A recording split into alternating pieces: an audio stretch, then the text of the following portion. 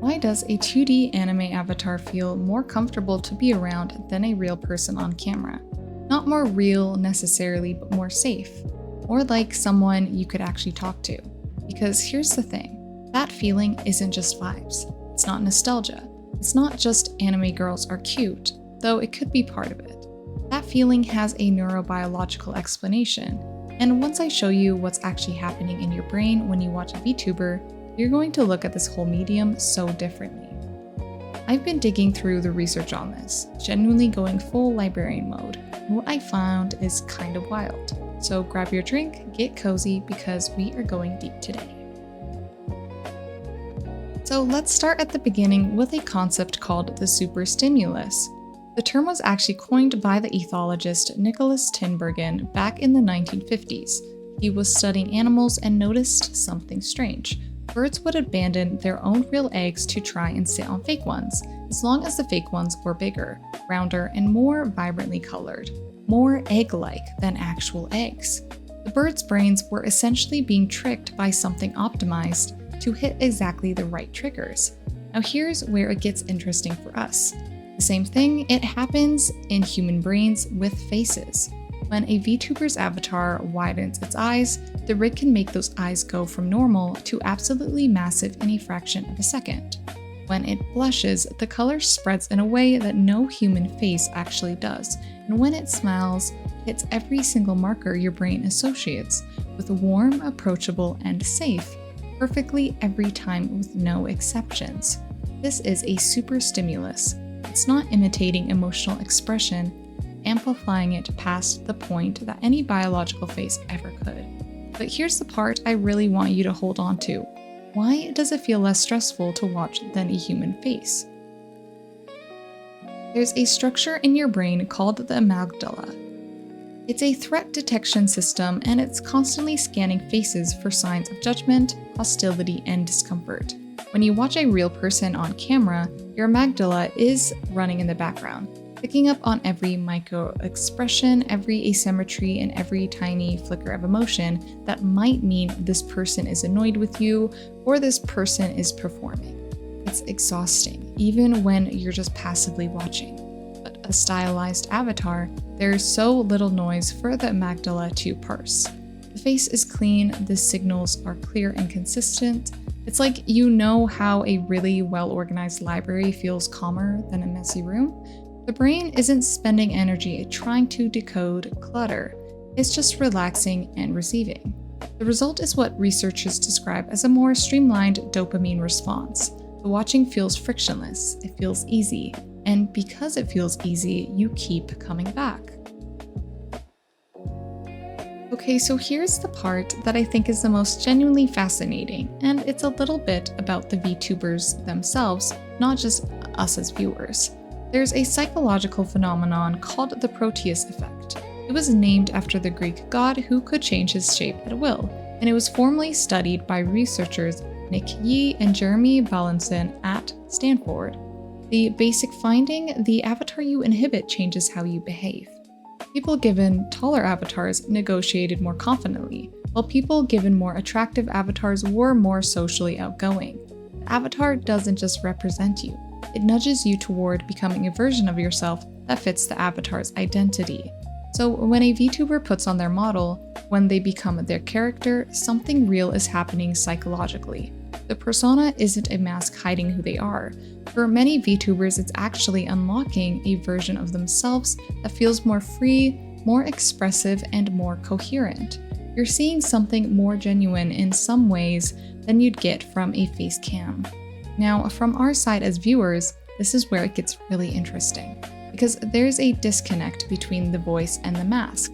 The voice is unmistakably human, but the physical presence is stylized, digital, and deliberately unreal, so we use a gap to fill it. Our brains are extraordinary story engines. When we're given an incomplete picture, we complete it, and we complete it with our own idealized version. We project warmth, depth, humor, and understanding onto the character. We build a mental model of who this person is that is in some ways perfectly tailored to us because we made part of it.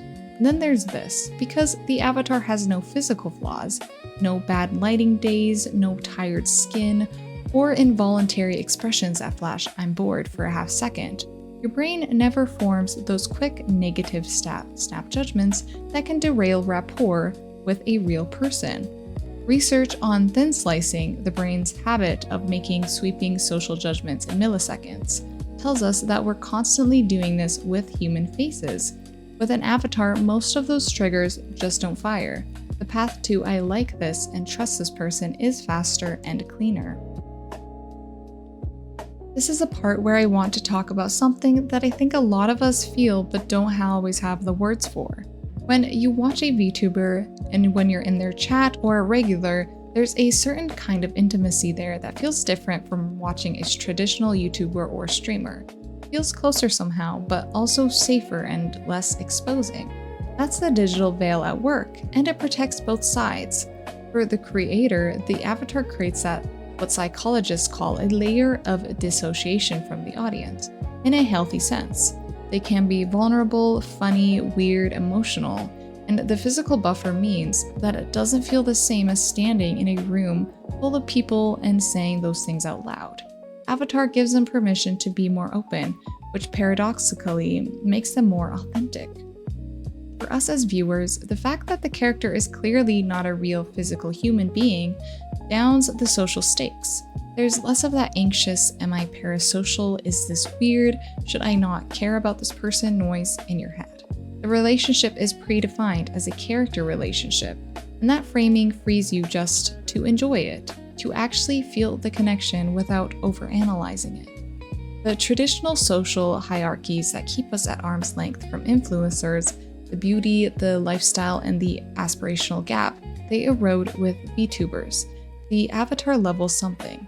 It creates a space that feels both more real in terms of the emotional content and more unreachable in terms of the physical person behind it.